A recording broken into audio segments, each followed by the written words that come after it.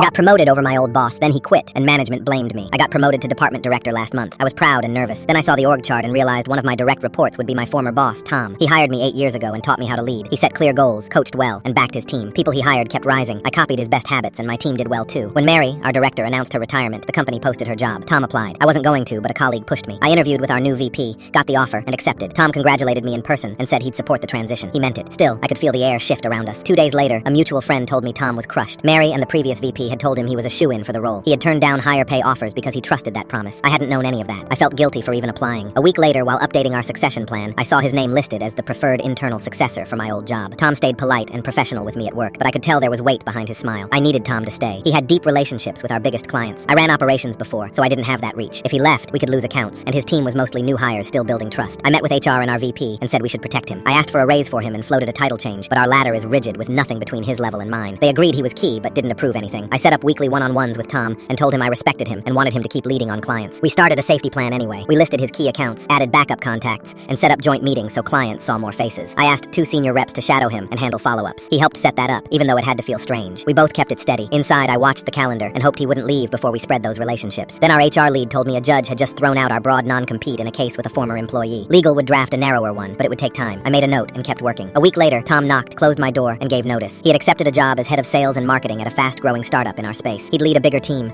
make more money, and get equity. He would work remote from our city. The timing made sense. He had waited for the non-compete to fall and then moved. I went to my VP and HR and said we needed a real plan. The VP told me to make a counteroffer, even though it still wouldn't match what he had. I said it would read as tone deaf and asked again for a role change or a retention bonus. They said to make the offer anyway. I did as directed. Tom turned it down in the room. He stayed calm and respectful and said he had no hard feelings toward me. He said he'd have stayed if the company had kept its word and if we'd had a real offer months ago. The next day, the COO came to my office and asked why I hadn't done more to keep him. I said I'd pushed hard and had the emails to prove it. She said, money isn't everything. If you want to succeed, you need to create a team culture that is magnetic to people like Tom. I kept my voice even. I can build teams and I care about culture, but I can't fix broken promises with good vibes. After she left, I walked the floor and checked on people. I thanked Tom for how he'd handled everything and told him we'd stick to the handoff plan. For the next week, we moved fast. We ranked every account by risk, added second contacts, and pulled renewal dates. I sat in on his calls and asked short, clear questions so clients would see my face and hear my name. 2 senior reps shadowed and took next steps. We sent short thank yous to a few client champions to keep goodwill warm. I drafted a simple script for questions about his move. We kept it factual and friendly. On his last morning, he stopped by my office. He said again he had no hard feelings and that he thought I was a good manager. He said he would have been glad to work under me if the company had matched what he'd been promised. I thanked him for being straight with me. We shook hands. He walked out to finish his exit meeting. I sent the client announcement with the handoff plan attached. The phones stayed quiet. The plan held. I went back to my desk and reassigned 2 key meetings. I turned the handoff plan into a checklist with dates and owners